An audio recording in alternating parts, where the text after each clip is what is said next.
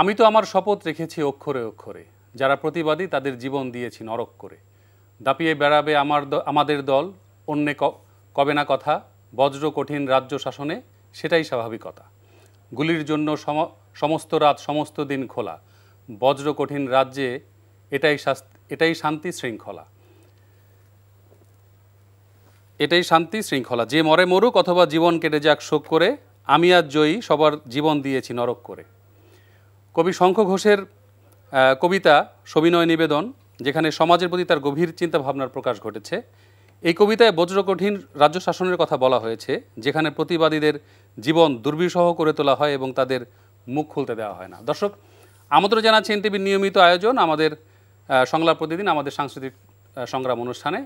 আজ আমাদের সাথে উপস্থিত আছেন এই সময়ের অত্যন্ত জনপ্রিয় প্রতিভাবান তরুণ অভিনেতা খায়রুল বাশার, এবং আছেন আরেক তরুণ নির্মাতা সুব্রত সঞ্জীব। চলুন কথা বলি তাদের সাথে।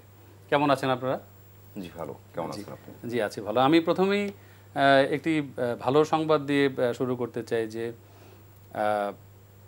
আপনারা এনটিভিতে প্রচারিত একটি নাটক, যেটার নাম হচ্ছে রোদ বৃষ্টির গল্প, সেই নাটকের জন্যে নাটকের নির্মাতা আছেন সুব্রত কুমার সঞ্জীব এবং আছেন মূল চরিত্র অভিনেতা খায়রুল বাশার। আপনারা মেরিল প্রথম আলো পুরস্কার 2024 পেয়েছেন, সেজন্য আপনাদেরকে অভিনন্দন জানাচ্ছি। Thank you. আমি প্রথমে খায়রুল বাশার দিয়ে আসতেছি যে শঙ্খ ঘোষের কবিতা রেশ ধরেই বলি যে যদি শিল্পীদের কাজই তো সরকারকে প্রশ্ন করা বা ক্ষমতার বিপরীতে শির দ্বারা উঁচু করে দাঁড়ানো, তো শিল্পীরা কি সেই অবস্থানটা ধরে রাখতে পারছে বলে মনে করেন? আমরা যদি 2024-এর কথা বলি, শিল্পীরা যদি কথা না বলে তাহলে ধরে রাখতে পারছে না, কিন্তু কথা বললে যদি তাকে থামিয়ে দেওয়া হয় তাহলে তো এটা তার দায় না আসলে। জি। তো শিল্পীরা আমাদের দেশে যেটা হয় কথা বলে না, কারণ আমাদের কথা বলতে গেলে আমাদের খ্যাতির নষ্ট হয়, আমাদের পক্ষে বিপক্ষে মানুষ দাঁড়ায়, যেহেতু কারো অন্যায় নিয়ে বললেই তার শত্রু হয়ে যাওয়ার একটা বিশাল সম্ভাবনা আমাদের দেশে থাকে। কারণ যার অন্যায় আপনি কথা বলছেন উনি কখনোই তার অন্যায়টাকে বিবেচনা করে না, তাকে সে মনেই করে যে আপনি তার বিরোধী। হ্যাঁ, সে ওইটা বিবেচনা করে না যে সে যে বলছে কথাটা সেটা রাইট কিনা, তাহলে আমার সেই কথার প্রেক্ষিতে এই সাধারণের চা অনুযায়ী আমার কি করা উচিত বা এই অন্যায়ের কি সমাধানে আসা উচিত বা কি বিচার হওয়া উচিত, সে এটাই ভাবে যে তার বিরুদ্ধে কথা বলা হচ্ছে। সো আমাদের শিল্পীরা এমনিতে খুব একটা কথা বলে না, আর যারা বলে তাদের কে খুব স্বাভাবিকভাবে আসলে দেখা হয় বলে আমার মনে হয় না। লাইক আমাদের সেক্টরের মানুষই দেখবে না যে না সে তো একটা আসলে একটা বিড়ম্বনা, এটাও মনে হতে পারে যে কারণে বেফাস কথা বলে বসে বা বিপ্লব করে বসা বা আপনার অন্যায় অন্যায় বলা তো একটা বেফাস কথা। চুপ থাকাই খুব ভালো, নীরবতাই খুব ভালো, এই নীতিটা আমরা সেফ জোনটাই তো আমরা সবসময় আসলে চর্চা করে আসছি। বাট আমার কাছে মনে হয় এটা অন্তত শিল্পীর দায়, কারণ এই কাজ করব, বিনোদন মাধ্যমে অভিনয় করব, তারপর আমার ইনকাম হবে, আমি খাবো দাবো সুখে থাকবো, এটাই একটা মানে মানে শিল্পী শব্দটাকে বহন করার জন্য এতটুকু ইনাফ না আমার কাছে মনে হয়। এটা যে কোনো প্রফেশনের মানুষই করতে পারে, তার কাজ করবে, কাজ করে সে তার মতো দিনাতিপাত করবে।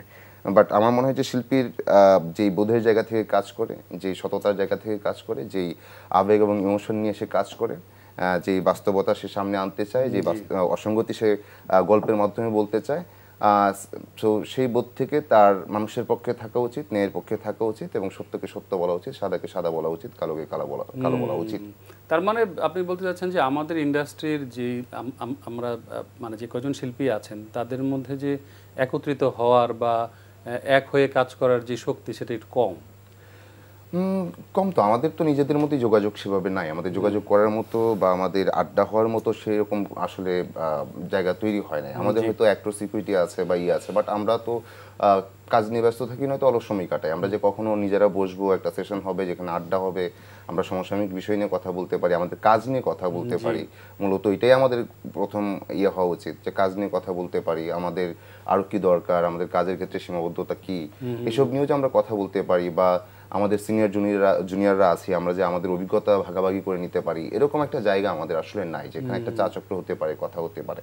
এটা একটা। আর একটা হচ্ছে যে সেই দেশে আসলে শিল্পী কিভাবে কথা বলবে, যে দেশে আসলে শিল্পী কথা বললে শিল্পীকে একটা পক্ষের দাঁড় করে দেওয়া হয়। হ্যাঁ, শিল্পীকে একটা পক্ষের দাঁড় করে দেওয়া হয়। তো আপনি তো আমার মানে আমার দর্শক, আমার মানে প্রচন্ড ভালোবাসার এবং প্রচন্ড সম্মানের শিল্পী তো সবার, কারণ শিল্পী তো সবাই হয় না, শিল্পী হয় তো মানে কম। হ্যাঁ, তো আপনি আপনার জনগণের বা তার দর্শকের যদি এই নিরপেক্ষতা থাকে যে না এই আর্টিস্ট অন্তত যথাযথ বলে, আর্টিস্টের তো আসলে দলাদলি করতে, যদি দলাদলি করতো তাহলে এই পর্যন্ত আসতো না, দলাদলি করতো। তো আমরা আসলে বিলিভ করি কিনা, যে কোনো প্রফেশনের মানুষ হোক, আমার মনে হয় যে আমরা কাউকে বিলিভ করি না, কারণ আমরা নিজেকেই বিলিভ করি না। কারণ আমরা নিজেকে বিলিভ করলে আমরা আমাদের জায়গায় ঠিক থাকতাম, যথাযথ থাকতাম। সেহেতু এটা আমাদের নাই, আমাদের সো আমরা কাউকেই বিলিভ করি না। আমরা সবসময় বিড়ম্বনায় পছন্দ করি, পক্ষে বিপক্ষে মতামত নিয়ে আমরা সবচেয়ে বেশি অ্যাক্টিভ থাকি। কিন্তু অ্যাকচুয়ালি এটা যথাযথ কথা কিনা বা এটা সত্য ঘটনা কিনা সেটাকে বিশ্লেষণ করার সময় আমাদের হয় না। রাইট, আমরা আসছি আবার এই প্রসঙ্গে। তো সুব্রত কুমার সঞ্জীব, আপনি দীর্ঘদিন ধরেই নাটক প্রচারণার সাথে যুক্ত আছেন। তো আমরা এই যে এই কথা রেশ ধরেই খায়রুল বাশার বলছিলেন যে বলা হলো যে ৭১-এর পর ২৪-এ দেশ আরেকবার স্বাধীন হয়েছে, তাই তো? আমরা সেটাই শুনলাম। তো এই যে স্বাধীন দেশের একজন নতুন স্বাধীনতা প্রাপ্ত একজন নাট্যকার বা নির্মাতা হিসেবে আপনি কতটুকু স্বাধীন বলে মনে করেন, আর যদি স্বাধীন না হয়ে থাকেন এর কারণগুলো কি? না, প্রথম কথা হচ্ছে দ্বিতীয়বার স্বাধীন বলতে কোনো কথা নাই। স্বাধীন তো একবারই হয়েছে, এটা আমি বিশ্বাস করি। আমি না, আমার মনে হয় সবাই অনেকেই বিশ্বাস করে। যেটা হয়েছে সেটা নিজেদের ভিতরে নিজেদের একটা ব্যাপার হয়েছে। আর আমরা তো যখন ২৪-এর পরে অর্থাৎ ৫ই আগস্টের পরে যে আমরা যেভাবে ভাবছিলাম, আসলে কি সেভাবে আমরা, কিন্তু সেটা হচ্ছে না। কেন হচ্ছে না? মানে সেই বাধাগুলো কি, বা সেই বাধাগুলো অতিক্রম করতে গেলে আমাদেরকে কি করা দরকার? মানে এটা আপনি দেখেন, এটা একটা অদৃশ্য বাধা। অদৃশ্য বাধা বলতে যেমন ধরেন আপনি দেখবেন যে বাংলাদেশে প্রায় ৫-৬ হাজার ডিরেক্টর আছে, কাজ করে কিন্তু এখন ধরেন ৫০ জন বা ৪০ জন ডিরেক্টরের মতো কাজ করতেছে। তার মানে কাজ কিন্তু অনেক কমে গেছে। শিল্পীদের ক্ষেত্রেও তাই, মানে যারা অভিনয় শিল্পীদের ক্ষেত্রেও তাই।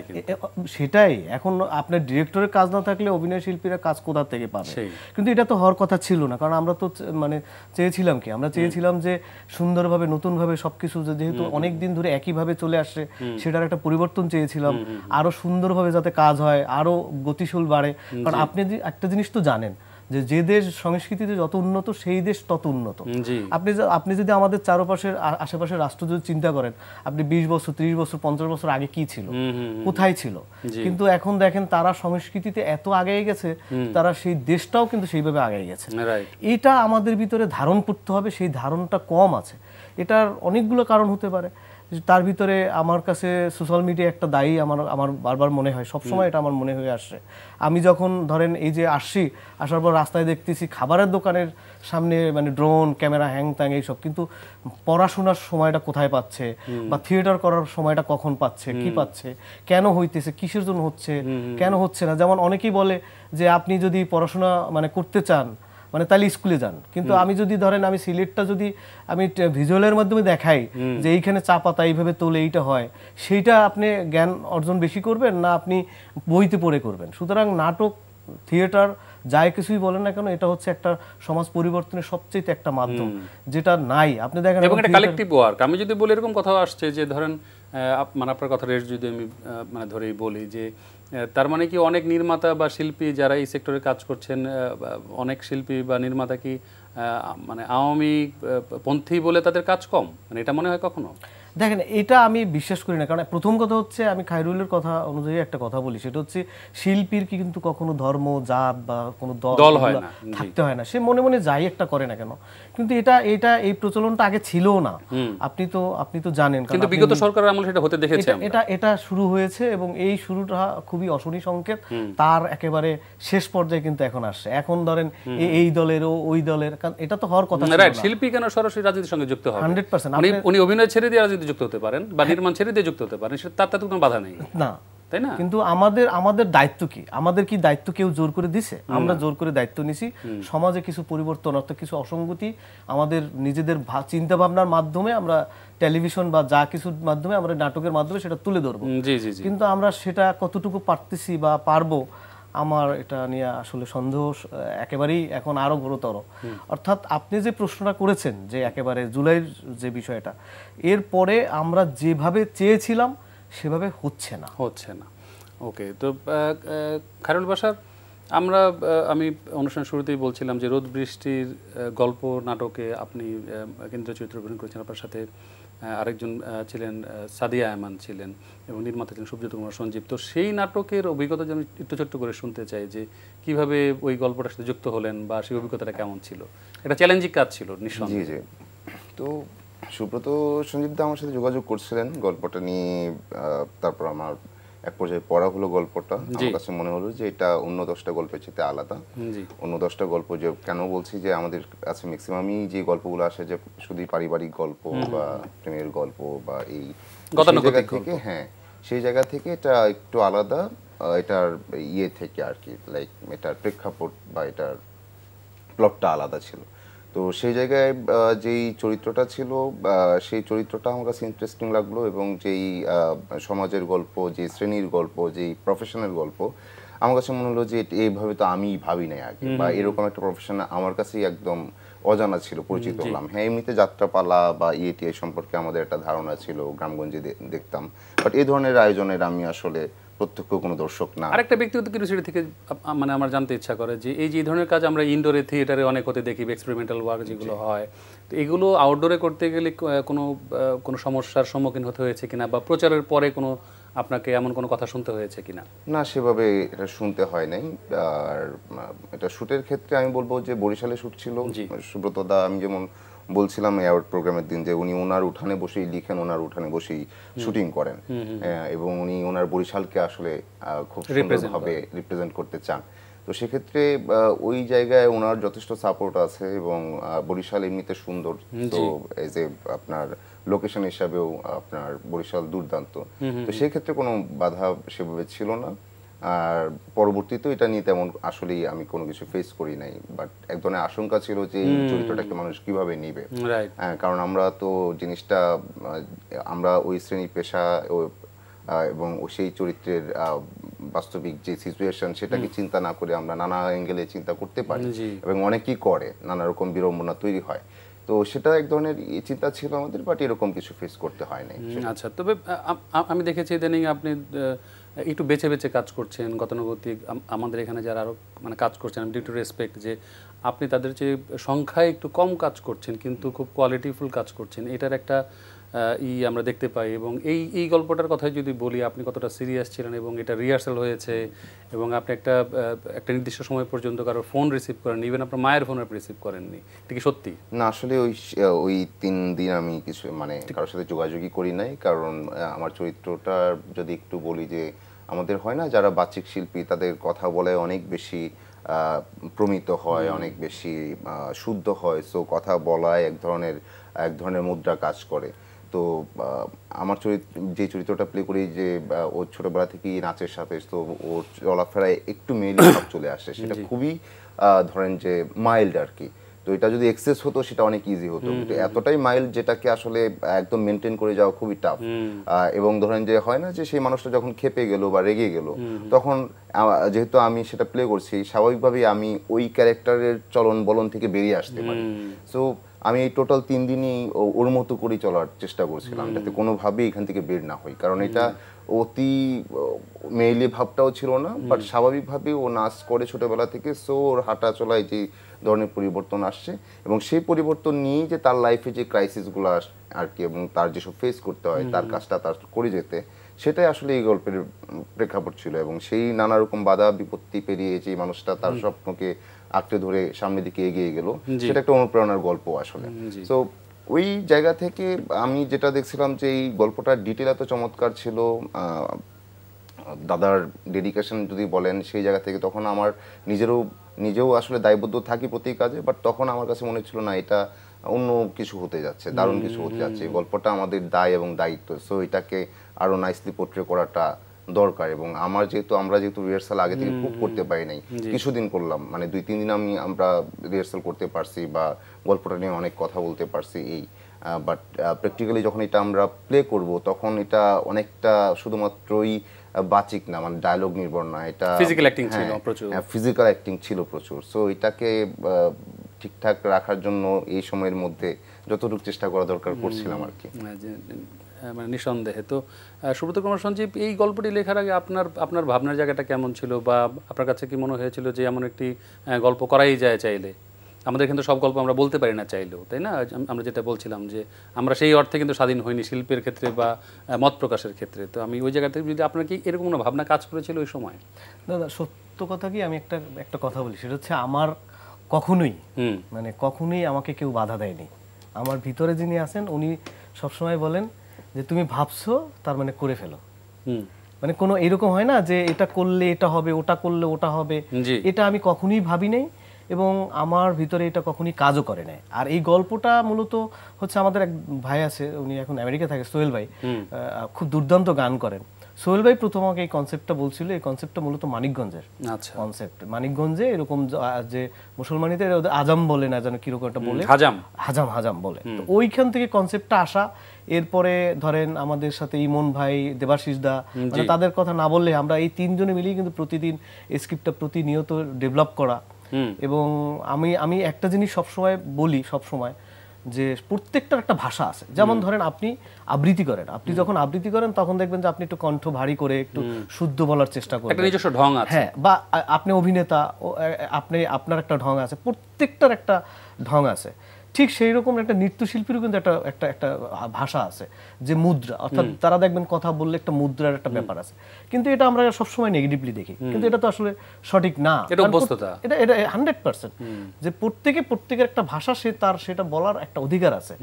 এখন ওই মুদ্রাটা মেয়েদের মতো দেখাই দেখে যে আমরা ওটাকে অন্য বলবো, এটা তো ঠিক না। তো এই কারণেই আমার মনে হয়েছে যে অনেকগুলো প্রশ্ন আছে মানুষের ভিতরে, সেই প্রশ্নগুলো উত্তর দেওয়ার। আমি আপনাকে আগেই বলছি যে একটা কথা, যে আমাকে কিন্তু কেউ দায়িত্ব দেয়নি, আমি জোর করে দায়িত্ব নিছি। সুতরাং সেটাই তো হওয়া উচিত, নির্মাতা নাট্যকারদের দায়িত্ব তো তাই হওয়া উচিত 100%। এখানে আমার একটা প্রশ্ন আছে, আমি একেবারেই কি বলবো যে অভিযোগ বলতে পারেন যে এই যে মেরিল প্রথম আলো পুরস্কারের অন্যান্য সব ক্যাটাগরিতে মধ্যে প্ল্যাটফর্মের নাম উল্লেখ থাকে, হ্যাঁ, কিন্তু এই আমি বিগত বছরগুলোতে দেখেছি যে এনটিভির নাম উল্লেখ করা হয় না। তাহলে আমার কথা হচ্ছে, দর্শক কিভাবে জানবে যে এই নাটকটি কোন প্ল্যাটফর্মে প্রচার হয়েছে?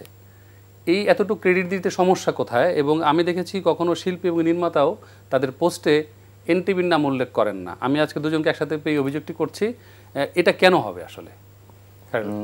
এটা তো আমি সেভাবে ভাবি নাই। আপনি বিগত বছরের কথা যদি বলি, আমাদের এনটিভি নাটক সবসময় মেরিল প্রথম আলোতে খুবই গুরুত্বের সাথে বিবেচনা করা এবং প্রায় পুরস্কার পেয়ে থাকে। এবং আমি বরাবরই এনটিভির প্রতি থ্যাঙ্কফুল যে এনটিভি সবসময় আপনার দারুণ কিছু সামনে আনতে চায়, দারুণ গল্প নিয়ে তারা সামনে আসে। এবং আমার মনে হয় যে আমরা ছকের বাইরে এসে কিছু গল্প যা বলতে চাই, সেখানে সবচেয়ে বেশি আসলে আমার মনে হয় যে টেলিভিশনগুলোর মধ্যে এনটিভি বেশ উদার থাকেন আর কি, বা এনটিভি অন্যতম। তো সে জায়গা থেকে আমি সবসময় এনটিভির প্রতি থ্যাঙ্কফুল। বাট এটা কেন এই প্ল্যাটফর্মটা উল্লেখ থাকে না, বা আমি জানি না অন্যগুলোর থাকে কি না, বা আমার সেভাবে চোখে আসে নাই যে এই সিনেমাটা এখানে গেছে বা এই নাটকটা এই চ্যানেলের, এটা আমি দেখি নাই। বা আমার এই পর্যন্ত অ্যাওয়ার্ড শোগুলো তো আমি সেভাবে এই ধরনের ঘোষণা শুনি নাই। তো আমি এটা নিয়ে আসলে ভাবিও নাই, সত্যি বলতে। এটা নিয়ে ভাবা উচিত কিনা আপনি কি বলেন? এটা 100%, কারণ এই প্রোডাকশনটা মূলত আপনি নাটকের নাম উল্লেখ করছেন, নাট্যকারের নাম উল্লেখ করছেন, অভিনেতার নাম উল্লেখ করছেন, কিন্তু কোন সম্প্রচার মাধ্যমে জিনিসটি প্রচার হলো তার উল্লেখ করছেন না। না, আপনারা এনটিভি না থাকলে তো আমার যে ভাবনাগুলো, আমার যে এনটিভি বলেন বা যে কোনো চ্যানেলই বলেন, আমরা তো সেটা প্রকাশ করতে পারতাম না। সুতরাং এখানে সবচেয়ে ক্রেডিট চ্যানেলেরই পাওয়া উচিত। যদি আমি এটা করে থাকি তাহলে আমি একেবারে লাইভ বলতেছি সরি, কারণ এটা সঠিক না। আর আমি আপনাকে অফ স্ক্রিনেও বলছি যে আমার কাছে সবসময় এনটিভি একটা অন্য একটা জায়গা, কারণ দুর্দান্ত প্রোডাকশন। এবং আমরা এই যে যেটা বললো যে যত ভালো গল্পের কাজ, মানে আমি যখন এনটিভিতে দিই তখন আমার মনে হয় যে নির্দ্বিধায় দিয়ে দিই, ওরা নিয়ে নেয়, কারণ গল্প ভালো তো। কে কাস্টিং, কে বড় নায়ক, কে ছোট নায়ক, কার ভিউ হয়, এনটিভি সবসময় এই ধরনের প্রচেষ্টা ছিল এবং ছিল বলে এই ধরনের একটি গল্প প্রচার করার সাহস এনটিভি রাখে। সেই ক্রেডিট এনটিভিকে দিতে হবে। এবং হচ্ছে যে এনটিভিকে না, আমি মনে করি সব টেলিভিশন চ্যানেলে যারা ভালো কাজ করবে তাদের উৎসাহিত করা উচিত। আমাদের ওটিটি প্ল্যাটফর্মগুলো হয়তো ঘোষণা হয় আর কি যে এই চুটকিতে আসছে বা হইচই আসছে, বাট আমার মনে হয় টেলিভিশনের গুলো কখনোই আমি সেভাবে আসলে আমি মনে করি যে কাজটা ঠিক না কোনো। হ্যাঁ, তো প্ল্যাটফর্মকে আসলে উৎসাহিত করা উচিত আমি মনে করি। তো আমরা একটু ভিন্ন প্রসঙ্গে আসি, যে এই যে সুব্রত কুমার সঞ্জীব আপনার কি বলবো যে আপনি ঢাকার বাইরে বরিশালে বসে প্রায় সমস্ত নাটক করে থাকেন এবং অনেক সময় দেখেছি যে বরিশালের শিল্পী বা টেকনিশিয়ানস ওদেরকে আপনি ইনক্লুড করে থাকেন। তবে এটার একটা ভালো দিক হচ্ছে যে আপনি ওখানকার লোকাল যে শিল্পীদেরকে দারুণভাবে আপনি ব্যবহার করে থাকেন। তো এটার কি কোনো বিশেষ কারণ আছে বা নাকি আপনি এটার সীমাবদ্ধতা যে আপনি বরিশাল থেকে বেরোতে পারেন না নাকি চান না, আসলে কোনটা? না না না, আমার সীমাবদ্ধতা নাই। জি, আমি এগুলো আগেও বলেছি, একটা কথা বলি, সেটা হচ্ছে আমি বলছি যে কেন এফডিসি কেন আমাদের এই কাউরান বাজার থাকবে, মানে ঢাকায় কেন থাকবে, বা এই মিডিয়া কেন ঢাকায় থাকবে। কারণ ঢাকা তো অনেক ব্যস্ত শহর এবং এখানে মানুষ আসে টাকা ইনকাম করার জন্য, এখানে সংস্কৃতি চর্চার জন্য ঢাকা শহর পারফেক্ট না। আমাদেরকে, আমি যেমন বলি এটা সিলেটে হইতে পারতো, এটা পার্বত্য চট্টগ্রাম হতে পারে, এমন একটা জায়গায় হবে যেখানে বসে শান্তিতে আপনি কিছু করতে পারবেন। আর সবচেয়ে বড় কথা হচ্ছে আমি আমার মতো করে বরিশাল, মানে যেমন আমাদের পার্শ্ববর্তী দেশেই একটা ইন্ডাস্ট্রি আছে মালায়ালাম স্ট্যান্ডে, মানে একটা আলাদা আলাদা ইন্ডাস্ট্রি আছে। তা আমি খুব প্রথম থেকেই চিন্তা করছিলাম যে বরিশাল যদি একটা দক্ষিণের একটা ইন্ডাস্ট্রি করা যায়, সেখানে ধরেন এত সুন্দর জায়গা, আপনি খায়রুলের মুখেই শুনলেন, মানে আপনি ক্যামেরাটা যেখানেই ধরবেন মনে হবে যে দুর্দান্ত জায়গা। আমরা আর কত উত্তরা পুবাইলের মানে সেই পর্দা, আপনি দেখবেন যে একজন দর্শকের বিল্ডিং এর রং, পর্দা, কাঠ সব মুখস্থ হয়ে গেছে, কিন্তু আমি যে কাজগুলি, সেই কাজগুলো যে করি বরিশালে, সেগুলো কিন্তু দেখবেন যে কোনো কিছু আপনার কেউ চেনে না। আমি সেজন্য বলতে চাইলাম যে এটা কি আপনার সীমাবদ্ধতা, আপনার গল্প কি কখনো ঢাকামুখী হবে না? ঢাকামুখী কেন, আমি সারা বাংলাদেশ, সারা পৃথিবীতেই কাজ করতে চাই, কিন্তু আমি বরিশালটাকে আমি আমার মতো করে যে আমি বরিশালটাকে একটু প্রাধান্য দিলাম, কেউ চিটাগাংকে প্রাধান্য দিল, কেউ ধরেন সিলেটের প্রাধান্য দিল, তাইলে কি হয় দেখবেন যে ইন্ডাস্ট্রিটা তখন আরো বড় হবে, শুধুমাত্র ঢাকামুখী হবে না। আমাদের বাংলাদেশ বলতে শুধু ঢাকা না, না তাই না, বাংলাদেশে একটা সৌন্দর্য আছে, ল্যান্ডস্কেপ আছে, বিভিন্ন অঞ্চলে বিভিন্ন ধরনের, যেই কাজ করতে চায় তার কি হয়েছে, সে সাপোজ থাকে চিটাগাং, তার ঢাকা আসতে হয়। খায়রুলের বাড়িও আমি শিওর ঢাকা না, ও সেই ঢাকায় আসে কাজ করতে চায় সবাই, কিন্তু এখন যদি ওর বাড়িতে বসিয়ে যদি ওর শুটিংটা করতে পারতো, ও কিন্তু আরাম পাইতো বেশি, ওর এলাকায় ওর সব চেনা জায়গা, চেনা মানুষ, চেনা সবকিছু, দেখবেন যে তখন হয় কি সেই নাটকটা আরো পরিস্ফুটিত হয়। যেমন ধরেন আমার নাটকে শুধু নায়ক নায়িকা ছাড়া কাউরই চেনে না, এগুলো কিন্তু সব আমাদের লোকাল থিয়েটারের, আমার টিমের, আমাদের এই যে রোদ বৃষ্টির গল্পের কথাই আমি বলি, এখানে কিন্তু আমার সেই বিশ্বজিৎ দত্ত যে ক্যামেরায় কাজ করছে, ওরে ধন্যবাদ না দিলে হয় না, রমজান আলী, দেবাশিস দা বা সাদ্দাম বা সাদিয়া ইমান, যার কথা, সাদিয়া ইমানও কিন্তু আমাদের বরিশালের, এবং যিনি অসুস্থ ছিলেন তারপরও সে কিন্তু সেই অসুস্থ অবস্থায় শুটিং করা, আমি ছাড়া সবাই বরিশাল না, ও অলরেডি বরিশাল হয়ে গেছে, কারণ অনেকগুলো কাজ করছে, আমাকে বরিশালের হিসেবে ওনারা স্বীকৃত করলেন। জি জি জি, এই প্রসঙ্গে একটা কথা বলতেই হয় যে আমি আপনার কথা, মানে কথার সঙ্গে একেবারে একমত, যে লাইক কেউ পঞ্চগড়ে অ্যাক্সিডেন্ট করলো, তাকে ঢাকা মেডিকেল কলেজে নিয়ে আসতে হয়। এটা কিন্তু আমাদের আসলে একটা মানে বিরাট দুর্বলতাকে প্রকাশ করে, তাই না? দুর্বলতা। আর বড় কথা হচ্ছে যে আমাদের ঢাকায় যে শুটগুলো হয় সেটা তো শুট হচ্ছে, বাট বিভিন্ন অঞ্চলে গিয়ে শুট করলে যেটা হয় সেটা আরো বর্ণিল হয়, প্লাস হচ্ছে বিভিন্ন অঞ্চলের কালচারটার একটা ঘ্রাণ পাওয়া যায়। সেইখানকার যখন অভিনেতারা যুক্ত হন তখন ভাষা বলেন বা চলন বলেন, সেটার একটা ভিন্নতা পাওয়া যায়, বৈচিত্র্য পাওয়া যায়। তো সব মিলিয়ে কাজটা দেখতেই আইসুদিং হয়, প্লাস বসলে মনে হয় যে আগ্রহ তৈরি হয় দেখা। এবং কিছু কিছু সবচেয়ে বড় কথা কিছু শিল্পীও বের হয়। আপনার শিল্পী তো আমাদের এখানে তো সীমাবদ্ধতার অভাব নাই শিল্পী, আপনি দেখবেন যে এখন কাজ করতে গেলে বাবা পাবেন না, মা পাবেন না, এই মানে ঘুরে ফিরে ক্যারেক্টার আর্টিস্ট খুব একটা পাওয়া যায় না। কিন্তু আসলে কি আপনি বলেন আমাদের দেশে কি শিল্পীর অভাব নেই, তারা সুযোগ পাচ্ছে না, কারণ আমরা ঘুরে ফিরে সেই মুষ্টিমেয় কিছু মুখ, মানে আমরা শিওর শট খেলি, অর্থাৎ এরকম যে সেফ জোনে থাকি। আমি যেমন সবসময় বলি, যেমন আমার যে ডিউপি আছে, আমার এই বন্ধু বিশ্বজিৎ, ওরা আমি মাঝে মাঝে বলি, ভাই দেখো না চ্যালেঞ্জিং কি করা যায়, চ্যালেঞ্জিং কি করা যায়। চ্যালেঞ্জিং যদি না হয় তাহলে আপনি শুধু আপনার কি হয়েছে ক্যামেরা এই, লাইট এই, সবকিছু এই, এরকম না, মানে চ্যালেঞ্জিং যে বিষয়টা এবং নতুন নতুন যে আর্টিস্ট তৈরি করা, এটা আমরা খুব চেষ্টা করতেছি, লোকেশন তৈরির চেষ্টা করতেছি। এটা শিল্পীদের মধ্যে খায়রুল বাশারকে আমি দেখেছি যে এই বিষয়ে কথা বলতে, যে এই যে শিল্পী তৈরি হওয়ার যে প্রসেস, এবং তাকে কি আসলে বৃদ্ধ মানে হওয়া পর্যন্ত অপেক্ষা করতে হয় তার প্রতিভা প্রমাণ করার জন্য, এটা খুবই দুঃখজনক। তো আমি খায়রুল বাশারতে আসতে চাই যে এটা তো আপনার ডিরেক্টরস মিডিয়া, এটা তো আপনি মানেন? অফকোর্স। আচ্ছা, সেই ক্ষেত্রে আমাদের শিল্পীদের মধ্যে একটা প্রবণতা দেখা যায় যে জুটি প্রথা, হ্যাঁ, তারা জুটির বাইরে যে কাজ করতে ভয় পান কিনা আমি জানি না, মানে শিল্পীদের আসলে ভয়টা কোথায়, আর সব গল্পে একই শিল্পী কিভাবে যুক্ত হতে পারেন, সেটা আমার একটা প্রশ্ন। আর মানে এখানে কি ডিরেক্টরের সম্মান ক্ষুণ্ণ হয় না? আপনি কি বলবেন? তাহলে এটা ডিরেক্টরস মিডিয়া হয় কিভাবে? এখন বলতে গেলে তো অনেক কথা। এখন ধরেন যে এটা যে একটা জুটি সব গল্পে কাজ করে কিভাবে, এটা তো আমি মনে করি যে জুটির জন্য ব্যাড লাক, বা তাদের জন্য এটা সব গল্পে তো আসলে কাজ করতে পারেন না। বা এক খায়রুল বাশারকে কেন সব চরিত্র করতে হবে? হ্যাঁ, আমি সব চরিত্র করতে পারি, আমার অভিনেতা হিসেবে এটা আমার ক্ষুধা থাকতে পারে, আমি বিভিন্ন চরিত্রে নিজেকে দেখতে চাই, সেটা তো অবশ্যই ভালো। বাট একটা জুটি হলে যে সীমাবদ্ধতাটা আসে সেটা হচ্ছে যে তারা যদি কোনো একটা রোমান্টিক কাজ করে তাহলে সেখানেই রাখা হয়, তাকে নানা চরিত্র এক্সপ্লোর করার সুযোগ তাদের সেভাবে আসে না, কারণ দর্শক তাকে এভাবে দেখতে ভালো মানে নিয়ে নিচ্ছে, এভাবে দেখতে তাদের ভালো লাগে, অভ্যস্ত। এবং সেই অভ্যস্ততা দর্শকের তৈরি হলো বলে আমাদের ডিরেক্টররা সেটাকে ইউজ করেন, সেটাকে ব্যবহার করেন। হ্যাঁ, তো আমরা যে বলতেছি যে এটা কি ডিরেক্টরের জন্য অসম্মানের বা ইয়ে কিনা, আমি সেটা বলবো না, আমি বলবো এটা ডিরেক্টরের জন্য দুর্বলতা, এবং এটা একটা দুর্বল চিন্তা আসলে।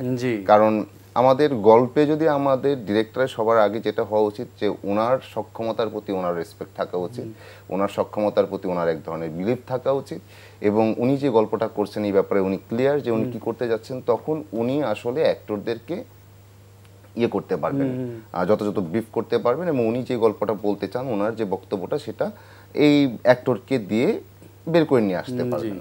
তো আমাদের এখন আমি যেটা মিস করি আসলে এই সময়ে, জুটি কথা বা জুটি বিষয়টা বাদ দিয়ে বলতেছি, যেটা মিস করি সেটা হচ্ছে আমাদের ভালো স্ক্রিপ্ট মিস করি, তার চেয়ে বেশি স্ক্রিপ্ট মানে সংলাপ মিস করি, যথাযথ সংলাপ, প্রাসঙ্গিক সংলাপ, তার চেয়ে বেশি মিস করি আসলে ডিরেক্টর। আমাদের ডিরেক্টরের সংখ্যা অনেক, কিন্তু আসলে আমাদের ডিরেক্টরের সংখ্যা খুবই কম, খুবই কম। এক্স্যাক্টলি। এই বিষয়ে সুব্রত সঞ্জীব আপনি কি বলেন, যদি ছোট্ট করে বলি যে directors media versus artist media বলা হচ্ছে, এই বিষয়ে আপনার বক্তব্য? আমি দেখেছি আপনার নাটকগুলোতে আপনি এটার ভাঙার চেষ্টা করেছেন, এটা আমি অনেস্টলি বলতে হবে। এই বিষয়ে আপনার ব্যক্তিগত মতামত কি, ছোট্ট করে যদি বলেন? না, ব্যক্তিগত মতামত হচ্ছে আপনি মানে এটা আপনি ব্যাখ্যা মানে আপনি বলার জন্য বলতেছেন যে এটা ডিরেক্টরস মিডিয়া, কিন্তু আমি আসলে এখানে ডিরেক্টরস মিডিয়া দেখি না, আমি এখানে দেখি আর্টিস্ট মিডিয়া। এখন আর্টিস্টরাই বলে দিচ্ছে অমুক ডিরেক্টর কাজ করবে, আর্টিস্টরাই বলে দিচ্ছে এইরকম ক্যামেরাম্যান লাগবে, এইরকম নিতে হবে, ওইরকম নিতে হবে। আসলে এটা তো হওয়ার কথা না। আমি সব সময় একটা কথা বলি, যদি আপনার ইন্ডাস্ট্রিতে সেলিব্রিটি ডিরেক্টর না থাকে তাহলে সেই ইন্ডাস্ট্রিতে সেলিব্রিটি নায়ক নায়িকা বা সেলিব্রিটি বের হবে না, হবে না, হবে না। সুতরাং আমরা এই জায়গা থেকে আমাদের বের হইতে হবে যে director is all in all. কারণ দিন শেষে ওই প্যানেলেও সে বসে, গল্পটা স্বপ্ন দেখেও সে, সবকিছুই সে দেখে, তার সাথে রাইটার থাকে। এই দুইজন মিলে যখন, এই বাবা ডিরেক্টর, রাইটার হচ্ছে মা, এই বাবা মা মিলে যখন সুন্দর একটা সম্পর্ক হবে, তখন একটা বাচ্চা সুন্দর হবে। আমার প্রেমের বাচ্চা, যেমন আমার বাচ্চা দেখতে সুন্দর হয়েছে, আমরা প্রেম করে বিয়ে করছি তো বাচ্চাটা সুন্দর হয়েছে। তো আমার কথা হয়েছে একটাই, যে ডিরেক্টর যদি সত্যিকার অর্থে আপনি যেটা বলছেন সেটা যদি সত্যি সত্যি হয়, তাহলে এই ইন্ডাস্ট্রির জন্য মঙ্গল। জি। তো খায়রুল বাশার অনুষ্ঠান একেবারে শেষ পর্যায়ে, আপনি তো ঢাকা ইউনিভার্সিটি থেকে সঙ্গীতে পড়াশোনা করেছেন, আমরা সবাই জানি, এবং আপনি শিল্পী না হয়ে, মানে সঙ্গীত শিল্পী না হয়ে আপনি অভিনেতা হয়েছেন, কিন্তু আপনি গান গাইতে পারেন, আবৃত্তি করতে পারেন। একজন অভিনেতার সবগুলো গুণই থাকা দরকার আমি মনে করি। তো আজকে আমাদের দর্শকদের জন্য আপনি কি গান গাইবেন না আবৃত্তি করবেন, এমন কোনো প্রস্তুতি কি আছে আপনার? এখন প্রস্তুতি নাই। কিন্তু দাদার প্রসঙ্গে আমি প্রসঙ্গে একটু কথা বলতে চাই। দাদা যেটা বলছিলেন যে আসলে ডিরেক্টরস মিডিয়া কিনা, তো অবশ্যই, কারণ একটা কাজের আপনার আউটপুট যা আসে সেটা একদমই ডিরেক্টরের চয়েস, যে উনি কোথায় কাটবেন, কতটুকু রাখবেন, এখানে মিউজিক কি যাবে, কিভাবে উনি গিয়ে এটা কোথায় গিয়ে শেষ করবেন, এটা তো টোটালি ডিরেক্টরের চয়েস অনুযায়ী হয়। আমরা যত কিছুই করে আসি, এটার মিউজিক চয়েসটা ওনার, এটার কালার চয়েসটা ওনার, এটার এডিটিং ওনার, উনি যেই সংলাপগুলো দিয়ে আসছে সেটা আমরা বলে আসছি, হ্যাঁ, উনি যে পরিস্থিতিটাকে ব্যাখ্যা করতে চাইছেন সেটা আমাদের জায়গা থেকে চেষ্টা করে আসবো। তো টোটালটাই কিন্তু ওনার কাজ, উনি কিন্তু এটার করতেছেন পুরাটা। কিন্তু আমাদের যখন এই যে বললাম বা উনি বলতেছেন যে আমাদের এখন অ্যাক্টররা এটা নির্দিষ্ট করেন যে ডিওপি কি হবে, অমুক কি হবে, তমুক কি হবে, লোকেশন কি হবে, এটা কি হবে, সেটা কি হবে, আমারে কিন্তু কেউ বলে না। হ্যাঁ, না কেন এটা চর্চা নিয়ে যদি যেহেতু ব্লেমটা আসছে বলি যে এটা তখনই হয় যখন আসলে আমাদের যথাযথ কাজ হয় না। যদি যথাযথ কাজ হতো, ডিরেক্টরের হাতে সেই লাগামটা থাকতো এবং উনি সেটাকে মেনটেন করতেন, উনি ওইসব অ্যাক্টরের উচিত ছিল সবসময়ই তার চরিত্রটাকে বিশ্লেষণ করা এবং সে অনুযায়ী কাজ করা। বাট অ্যাক্টরের চরিত্র বিশ্লেষণ করতে হয় না, আই থিঙ্ক এখন মনে হয়, কারণ এটা খুব বেশি ভ্যালু ক্রিয়েট করে না এই দেশে। হ্যাঁ, তার ক্যামেরার সামনে থাকলেই হয় এবং মোটামুটি এইটাই হয়ে আসছে। সো দেখা যাচ্ছে যে এই বিষয়গুলো উপরে উঠে আসছে এবং ওই ধীরে ধীরে যে আমাদের ডিরেক্টরের সক্ষমতার জায়গা বলেন, গল্পের সক্ষমতার জায়গা বলেন, এবং একজন অ্যাক্টর যে গল্পের প্রেমে পড়ে গল্পটা কি করবে সেই জিনিসটা কেটে গিয়ে এখন দরকার হচ্ছে রেজলিউশন, যে ভালো ক্যামেরা, ভালো এই ভালো সেই। অত্যন্ত ধন্যবাদ, আপনারা দুজন আজকে অত্যন্ত ব্যস্ততার মধ্যে সময় দিয়েছেন। আপনি সেই উত্তরা থেকে এসেছেন এবং একজন মিরপুর থেকে এসেছেন, তো নিশ্চয়ই আবার কথা হবে। ভালো থাকবেন আপনারা। Thank you. Thank you. এবছর সাহিত্যে নোবেল পুরস্কার পেলেন হাঙ্গেরির লেখক লাসলো ক্রাসনাহোরকাই। তো বিশ্বের সবচেয়ে মর্যাদাপূর্ণ এই পুরস্কারের জন্য তাকে মনোনীত করার কারণ হিসেবে নোবেল কমিটি বলেছে, লাসলো মধ্য ইউরোপীয় পরম্পরার একজন মহান মহাকাব্যিক লেখক। তার সৃষ্টিকর্ম আকর্ষণীয় ও দূরদৃষ্টি সম্পন্ন, যা মহাপ্রলয়ের ভয়ের মধ্যেও শিল্পের শক্তিকে পুনঃপ্রতিষ্ঠিত করে। দর্শক, ভালো থাকবেন সবাই, ধন্যবাদ।